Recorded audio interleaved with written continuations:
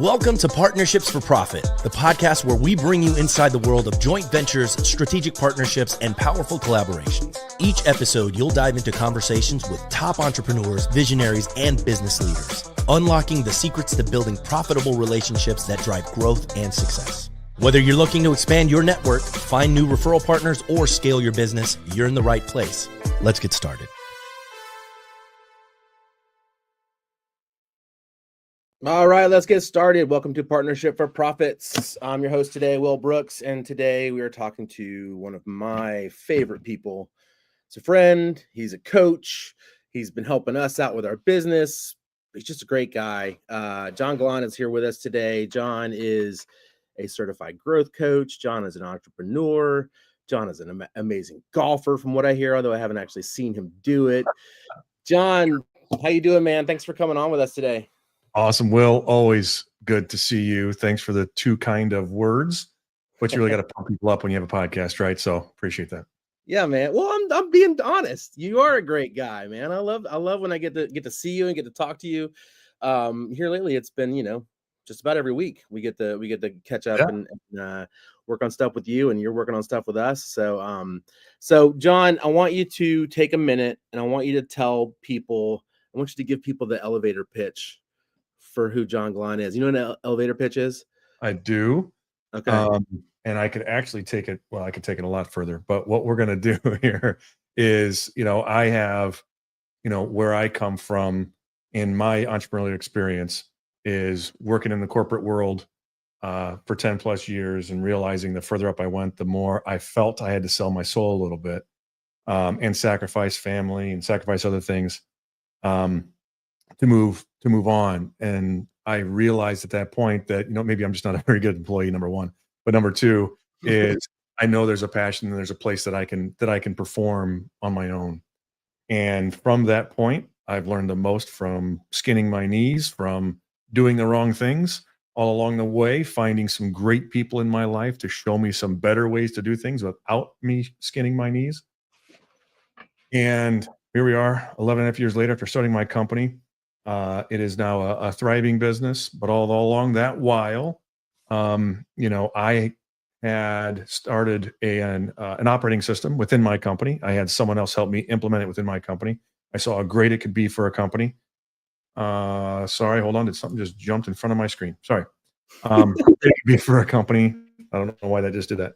And I also realized that, I think I could really do that. So fast forward to now, I really found a passion for helping people harness freedom and possibility and wonder in their personal lives and through the business. So I firmly believe that in order for a business to thrive, the people have to thrive. And so now I am what we call ourselves a Bloom Growth Coach. So I work with leadership teams at the personal level from a group setting, just helping them unlock their potential by prioritizing and simplifying their business. And then ultimately they start executing and start growing. So that's me. Yeah. And it works because you're doing it with us in our business, and we're seeing the fruits of that effort, and it's been amazing. I can't recommend John Glon to people high enough to come in and sit down and kind of take a real hard look at what you're doing and how you're doing things and whether they really make sense or not. But I got to tell you, that's been great for us. But for me, that personal stuff you're talking about, where we're kind of getting in, when you come in with us and we have these quarterly meetings and we get to, we're covering, what are our priorities for the quarter? Did we get them accomplished? That's all well and good, and it's important. And I'm glad we do it. But we also, there's this personal side that you bring into the table. That you're really good at, by the way. Kind of getting down to the core of, what people want, who people are, what's important to them, and allowing a leadership team to really kind of get to know each other better as people, as opposed to just like members of a company. Are you finding that like you've seen it happen with us, like, a room full of people breaking down, maybe they start crying as they kind of get into that stuff. Are you finding is that working across the board with everybody else that you're working with too? Are you finding that's those same kind of results, or is it kind of? Yeah. I really often, I've thought about rating my meetings on the scale of crying or no crying. But I figured that's probably not, that's probably not the metric I should be using. But that day in and day out for each of the client sessions that we go through. I mean, as you know, right, we're there for 8 or 9 hours together, Mhm. talking about our past, focusing on our future, and we spend a couple hours each time on the what we call the elevate content, which is it's not about going and have a cocktail at the bar, getting to know each other, although you get to know someone that way.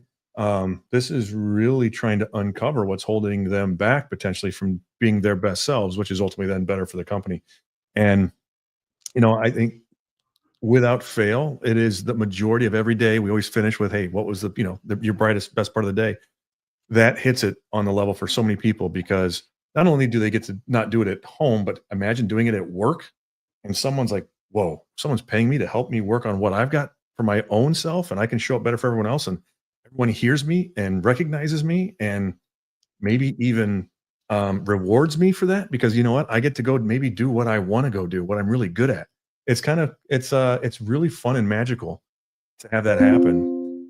But it requires people to be open and honest, right? It requires people, and sometimes I'm almost like I almost have a screwdriver, like hitting it with a hammer, trying to uncrack someone's shell to like Yeah. open them. But it's amazing that once it starts happening, and it really starts generally, it starts with like the owner or something, or like, wait a minute, okay, they're telling me this kind of shit. Okay, well then, I'm allowed to do this. yeah, yeah. So it's pretty special. Why do you think more companies don't, or why do you think so many companies don't focus on that side of it? Because I feel like there's a lot of companies that's just not, that's not second part of that question is would it do you think it would make sense to take those exercises that elevate content beyond just the leadership team? Is it something that should be kind of rolled down and incorporated everywhere in a business? I would say, number one, why it's not. Um, Listen, it feels most people think it's a fluff thing. They think only the guys that whether it be in Silicon Valley or high tech that can have a ping pong table in every room or Right. a lounge or whatever, all these touchy feely soft people that don't do any work, that's who can get in touch with their feelings. Um, and it's there isn't a book, there isn't someone who reads a book. When you read like a business book, a lot of business owners, right, that graciously read, right, they're like, oh, how I can measure my KPIs, get more output. That makes sense to me. That's business. On this personal side, it's like, well, wait a minute. That's like a huge distraction, or people don't even think about it, right? It's a different world. 20 years ago, different conversation. Now, with the way the world is, and I think there's just a lot of different transcendent thought. A lot of people are like, wait a minute, my thought matters far more than what's going on inside this business for what I want to do with my life, right? How many people have moved away from their home office because they were allowed to versus in COVID, and the company's like, you got to come back to work. Like, you know what? No, I don't. I'll see you later. And I think generational, call it what you will. I think that you'll start seeing it more and more, but not if we don't get the word out. Because again, I think most people just are so accustomed to trying being as efficient as possible, having as few people as possible to get the most done, that we're focused on the nuts and the bolts of the business. And I think that again, the not that we need to placate all our employees or that we need to just make it this fluffy, great environment. We don't give them hard criticism or we don't show some tough love. That's not what we're getting at all. But the more that we can be truly heard and seen and feel trusted to say what we're supposed to say, the, the sky's the limit for the company. So then you take that to you ask that question about should it be taken down to the rest of the team. It's funny. As you know, I'm also a working genius certified coach, and Mhm. actually, one of my friends was as I was going through that, and I was explaining like how much how as freeing it was. I felt to know it and have that conversation, the right conversations with your teammates, um, for you to get to step into your own way. And he's like, yeah, I would do it for my leadership team, but not the rest of the team. I'm like, well, does your leadership team do the work, or do the people doing the work do the work? And he's like, well, yeah, but they won't get it. I'm like, that's that's not it. Imagine, well, think about your own career or someone else's, right? You don't just grow up on you're on a leadership team. You work a lot through a business. Yeah. And actually, majority of the work in a business getting done is not on the leadership team, right? It's the workers. So Does it take away from time and productivity to go do something like this with your team? Yes. But if you really, really want to super launch, right? Go into the stratosphere, you have to have everyone enlisted. Now, large companies, that takes a long time and a lot of effort, in a curated plan. And that's the whole point of it, though, is this whole journey isn't just for the leadership team. And that's what and actually, most operating systems, right, whether it be EOS, scaling up, or any of those other ones, not dissimilar to Bloom Growth, they fail because the leadership team, it stops at the leadership team and they never get it rolled out through the rest of the team, Yeah. right? Because then you still don't have the whole team rolling in the same direction. You have the leadership team that's all polished and feeling good and doing right things, but the other team gets half of what they're supposed to get because all they're getting is the priorities and all the work to do and not helping them. And think about the upward mobility that people would feel, right? Of saying, Yeah, I I was gonna am say, I feel like it would increase it increases buy-in if you're gonna, like, buy in into the mission and of what you're trying to accomplish as a business. If everybody is experiencing that and getting that, oh, they care about me as a person, not just as a number. yeah, They're looking out for my best interests. Um, yeah, yeah. I absolutely love it. I love Yeah. that It's aspect. a little scary because what I did is, and I remember my wife, I was telling her what I was doing one time. So, the last 4 or 5 years, as you know, I was trying to figure out what the hell do I want to do? What's my passion? And I've always wanted more for people than they saw themselves, right? Whether it's realizing a dream, I've told you this example too. I've got someone in my company who went to school for film and is a film nut, but fell into the trap of needing a job. And so he fell into the industry 40 years ago and never got to live his dream and this is, I mean, how many stories are like this in real Yeah, life? Right? Um, and looking back, he just trudged through life because that's what he's supposed to do. He's the breadwinner, he's the man, and that, right. And I just realized I wanted to help people realize their dreams, whether they left or not. And so we created this, we were doing a personal plan, just like the growth plan that we do for the business. We did it for the personal. And I did everyone through my business, through my company, through it, curated one-on-one in group sessions. And I remember talking to my wife, telling her what I'm doing. She's like, "You're doing what? You're trying to talk someone to leave?" I'm like, "No, I'm saying if their dream is to do something else, how do we help them realize that?" Right. And having a plan for life. So, I guess I certainly see how much someone can flourish. Even my employees who said, my end dream is to go do this over here, but you know what?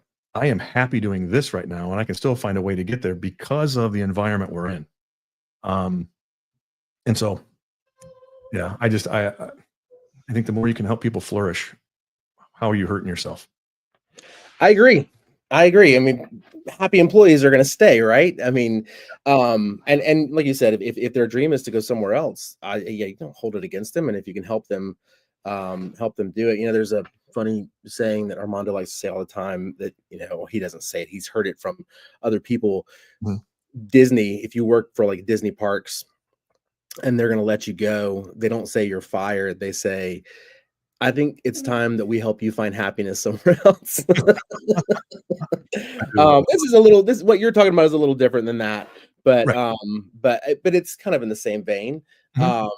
of making sure you're flourishing and you're in what you're supposed to be doing. Mhm. So yeah, man, I love that aspect of the that we do in those meetings of coming in and kind of breaking that down. We do need to figure out how we can do that for the other folks in the company. We haven't really implemented any of that for the folks who aren't Oh, attending the leadership meeting, and I don't even know how we would begin to do that. But we do need to do that. The one-on-one stuff sounds intense. How long did that take you did you sit down one-on-one with all of your employees and kind of break that I down?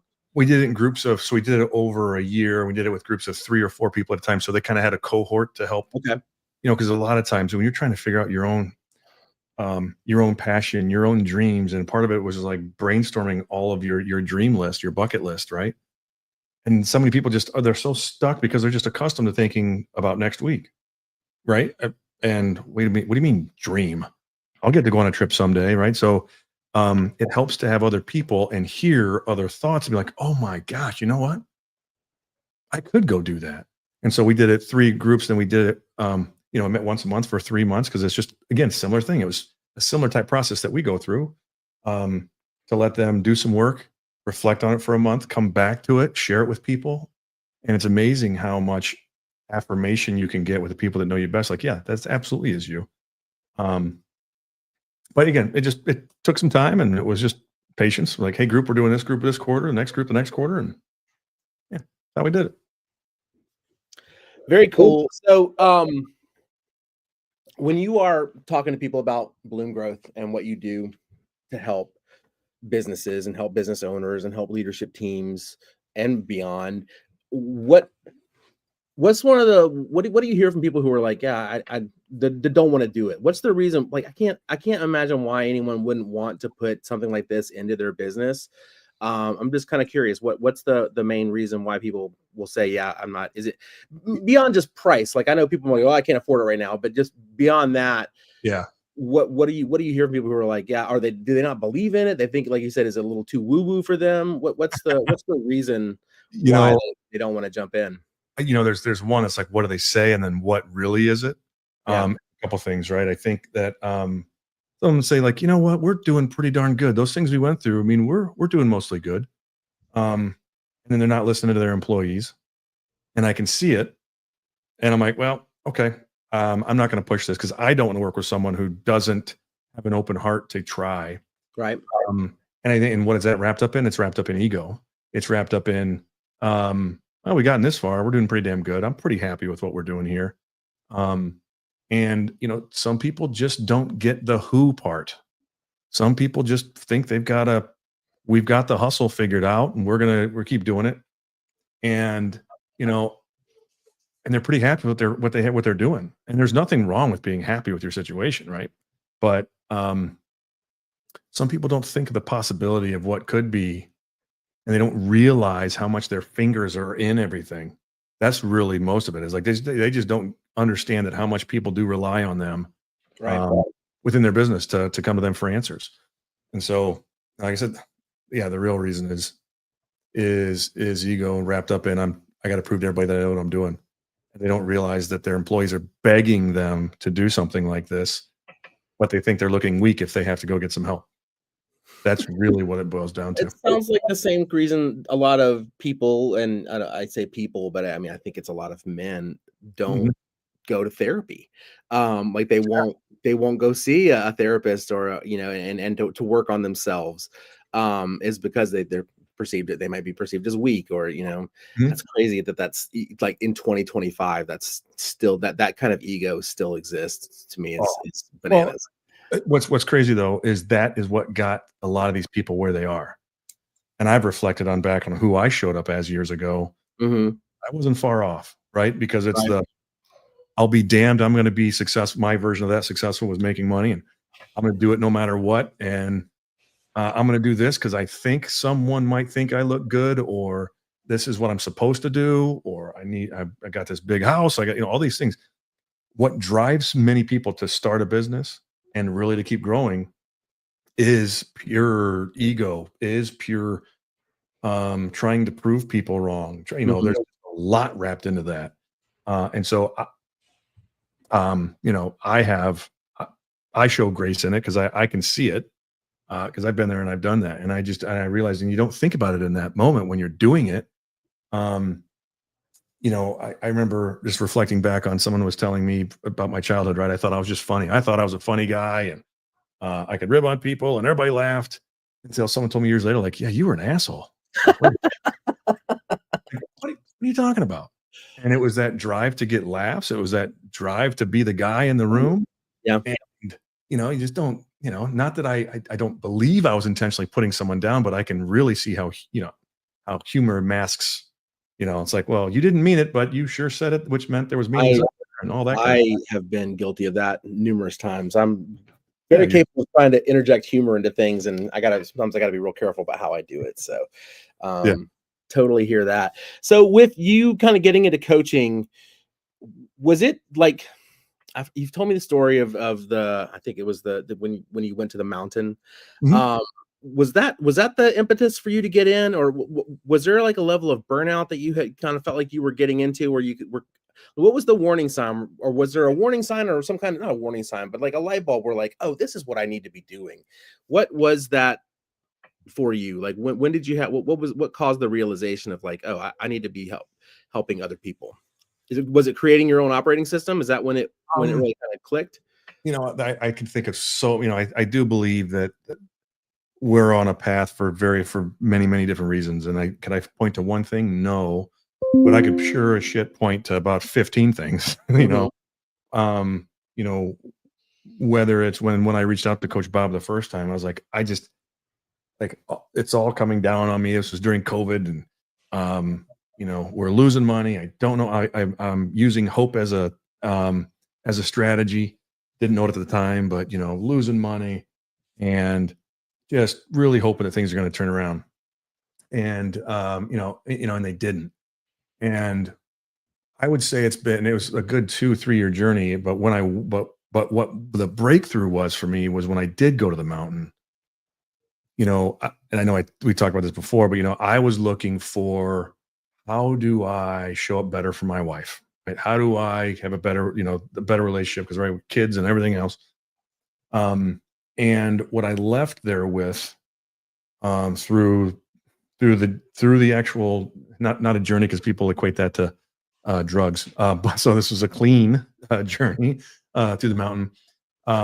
Was you know I found out that I need to find me, and that's where my operating manual came from. Was uh, you know, Leaf Running Rabbit. And I was like, we're all looking for it. We're all looking for the instruction manual, right? And he points to my chest. And he's like, yeah, it's right in here. There isn't one. You're figuring out as you go. And that was really what started my self-reflection, even in hyperdrive. And then also realizing that I think I'm well suited to help because I've needed help, right? I didn't show up to this being brilliant. I didn't show up with having all the answers. Like I'm the long time listener, first time caller, right? I've been through this ride before. And so, I realized I couldn't, I was showing up as so many different people, to my wife, to my kids, to my employees, to my customers, because I've just put this thick candy shell on. It wasn't even candy, right? It was almost trying to be Teflon of like, I got it figured out. I'm doing all this shit. Meanwhile, I'm just like crumbling. I'm stressed attacks. I'm doing all these things. Um, but then after that, once I realized I got to figure myself out, I'm not here. I can't blame somebody else for any of this stuff. This is what I showed up to do. And now I use it as examples, and people are like, no, no, you did just fine. It's like, no, I'm not it's not a pity party. This is just, it did happen. It's not like I'm not like beating myself up for it anymore, which is a big piece of it, is I'm not beating myself up anymore. Um, Kind of like our episode we did with you, right? Hmm. I Yep. just did this over and out and realize we don't beat ourselves up for our whole lives of our mistakes. Just realize that was a part of the journey, right? And what we learned from it. So very, very long-winded, but um, that's what really, really, really just kind of light bulb of a lifetime was that experience. So there's a you were kind of you were looking at the personal side of things, and that kind of led you to, that's cool. I love that. Yeah, Um, yeah. and it's a question for you. When you were working with leadership teams and you go and working with other businesses, do you ever see like burnout coming in somebody? Do you ever go into those meetings, or if you're on a one-on-one or something with somebody, can you see like, oh, this dude is the the candle's got about this much wax left, and he's like, do you ever see that, and do you bring it up to people, and what are some of those signs that, if you do see it, what are some of those signs that you see when you're looking at someone who might be approaching that burnout level? I think not in everyone, but in most people, it is apparent like off the jump. Yeah. Whenever you're in a group setting, right? They're snipping at they, as soon as someone says something back that may be constructive criticism, they take it to heart, and they immediately respond back with a rebuttal.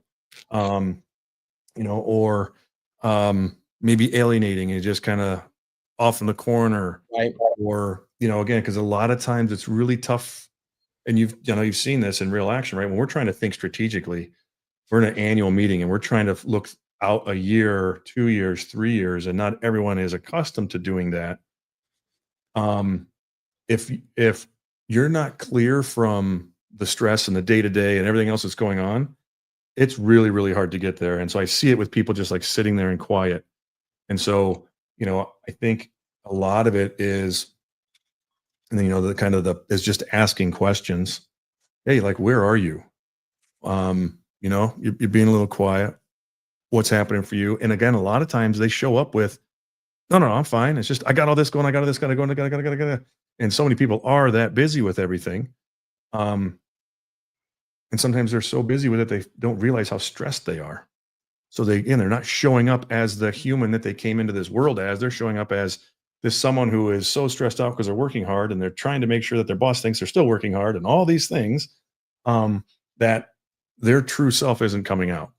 And I think it's really easy to see that even if I don't know somebody, because it is. Anyone who does that and snips back, that's not their true self.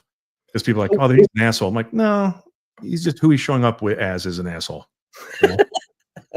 So Yeah. if you do see that, right? If you see that in a meeting, are you going to like another member of the leadership team and saying, hey, Will over here is I think maybe he's not where he needs to be today.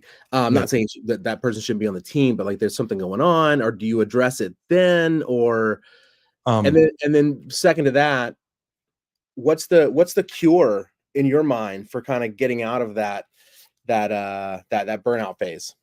well, number one, the answer, in my opinion, is the whole point of what we're doing Hmm. or this long journey of integrating this system is that everyone has the trust in each other that they can be open and honest without retribution. So I am totally against waiting till after the meeting, talking to Sure. the owner, and coming back. Right. All right. I think that feels right in most cases, right? Because you're like, I don't make this person feel bad if we look at it from that perspective. But the appropriate and I think the more appropriate way to even build more trust is to have it open forum, not in like, hey, you're in the hot seat, Will, or we're having a oh gosh, what the hell am I trying to think? A drug, like we're having a Intervention. intervention. Yeah, yeah. No, that's not what we're doing here. It's softly curating honesty, right? And not about just the complaint part of, God, you got me I'm doing this, I'm doing that. Okay, well, what does that look like? What does that look like? And if you remember one exercise we did about, um, around putting up the activities that give you energy and don't give you energy. And, it's sometimes it's a good time to like, hey, let's stop this. Let's go through all the tasks and things you have. Cause sometimes people just have an issue with prioritizing. And some people just don't know how to say no, and in many cases, when people hear it, they're like, yeah, we should probably find someone to hire or whatever it might be. There is no one answer, other than doing it in the most efficient and cost effective way for most businesses that I work with. Right. Um, yeah. And so, and is it solved in that day? No. But man, did we just jump over a chasm, like the Grand Canyon of emotion to get there. And a lot of times we're saying, okay, well, now we're making this a priority to figure out the right things that Will should be working on, because this burnout isn't just from so much work. It's because you're doing work that you don't love doing. And Right. it's a grind to get you there. Sucking the So, soul out of your body. Yeah. yeah. Yeah. Yeah, Been there, for done that. sure. Sometimes we have to do that stuff. Like sometimes you Yeah. have to do things you don't want to do. It's the same thing we tell our kids all the time, right? Like, yeah, I know you don't want to clean your room, but you have to clean your room. Like it's got to be done. Yeah. Um, But you so don't have to do it forever, and you don't have to do it every day, right, right? There can be how do we get this right? Because you know what? We could find someone else to do this job that loves it, could do it twice as good, right? And then when we find the right thing for you. It's not like about getting rid of someone. It's like getting them in the right spots, right? We always say the right people, the right seat. people right seat. Yeah, man. Yep, I say it all the time. We say that all the time in our business now. That's a Glonism that we have in our business. I Um, didn't come up with it, but I didn't. That's a well, you but we, deal. I mean, I heard it before too. But man, that's really something that rings true for us all the time. We're always thinking about like, well, is this? And whenever we're talking about a new project, well, who's going to do that? My first question is, well, who's the right person to do this? There Because you go. I can't necessarily do this on top of everything else that I'm already doing. Who can we get to do this and do it the right way? So, Well, and yeah, actually, and you just nailed it right there, right? Giving you the courage to say that. It's not yeah, saying, "No, go pound sand." It's, "Hey, guys, we're all here to we all know each other, and I'm not," and then most times, like, "I'm not the right person for this." And they're like, yep. "Yep, yep, you're probably right." Right? So, kudos to you for having the courage to say stuff like that. Okay, so I want you to. I'm gonna put you on that little hot seat here. You're gonna. I'm gonna leave you with one last thing. Okay. We got people watching live, but there's a lot of people who are gonna watch this after the fact. The people that are watching this podcast, if there's one thing that somebody could do today to unlock more freedom in their life, in their business, what's that? What's one thing that somebody can do today? They can take away today and implement and to give themselves more space, more time, more freedom, more joy. Hmm, that's a really good question. Because the magic pills aren't always there. But what I would say is stop or slow down. I think the answer is generally stop, give yourself space to think through it, right? I mean, because there are hundreds of tools to be possibly used. It could be people, it could be a process, it could be, um, a sales process, could be many, many things. But to me, I think it's stop and give yourself an hour to think about the things that are needed in the business. What is better to take off my plate to give to someone else? Right? Who could I? So it comes back to the who. Who could I give these things to in order to get me to be doing the best use for me? So I think it most again, like it's for me too, because I'm impatient. So my mantra is just slow down. So it's slow down, stop, think.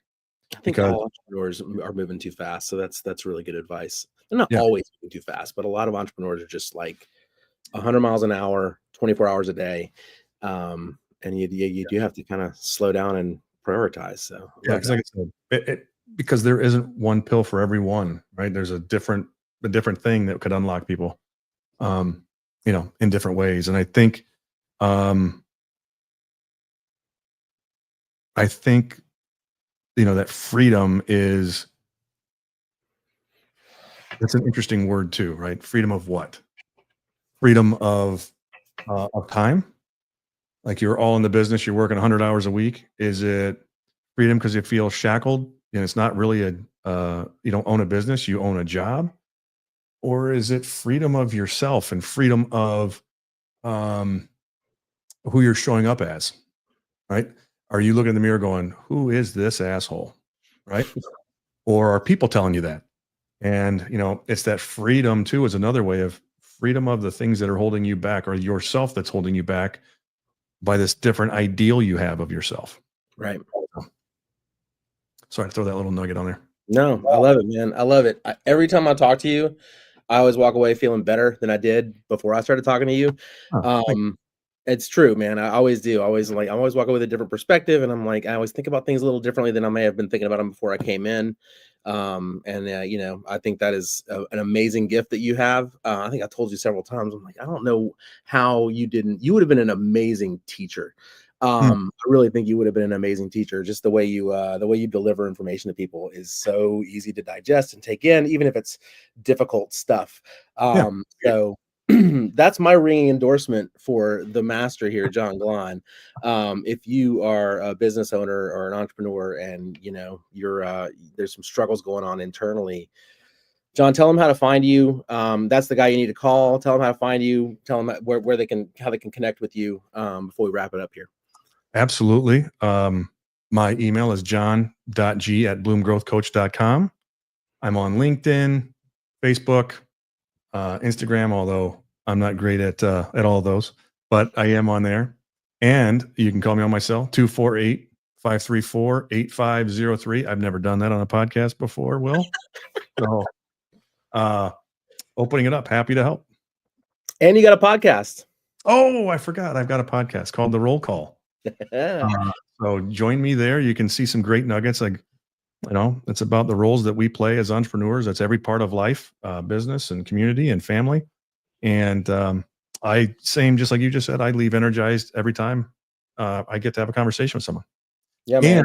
get to thank you for where it is today. So you, Armando, the team, for putting my podcast where it is and getting the exposure it's getting and give me the fulfillment that I never thought I was looking for. Yeah, man, we're just getting started too. So Yeah. yeah, you'll definitely check out the roll call. Definitely check out John on all those spots. Call his cell phone, hit him up, blow him up. Thanks so much, John, for coming on and chat with me today, man. Like I said, it's always a pleasure, and always feel good after a conversation with you. So, and those of you out there watching, thank you for watching live. Thank you for watching the recorded version if you're watching this later. We will we'll see you next time on Partnership for Profits. Everybody be well and slow down if things are going a little too crazy. Thanks, Will. You got it, buddy. Thanks for joining us on this episode of Partnerships for Profit. We hope you've gained valuable insights on how to form profitable partnerships and take your business to the next level. Be sure to subscribe and leave us a review wherever you listen to podcasts so you never miss an episode. Got a partnership story to share or someone you'd like to see featured on the show? Reach out to us. Until next time, keep building those partnerships for profit.